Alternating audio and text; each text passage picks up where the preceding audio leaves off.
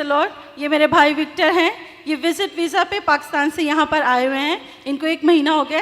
ये कह रहे हैं कि पूरे 4 हफ्ते से ये रेगुलर इस चर्च में आ रहे हैं और लास्ट वीक इन्होंने पास्टर जी से अपनी जॉब के लिए दुआ करवाई थी और खुदावन ने इस वीक इनको जॉब से ब्लेस किया है। जोरदार ताली बजाएं, उनके नाम को जलाल दें। Hallelujah, hallelujah. जोरदार तालियां बजाएं, जोरदार तालियां बजाएं। दुनिया को बताएं कि खुदावन यीशु जिंदा खुदा है।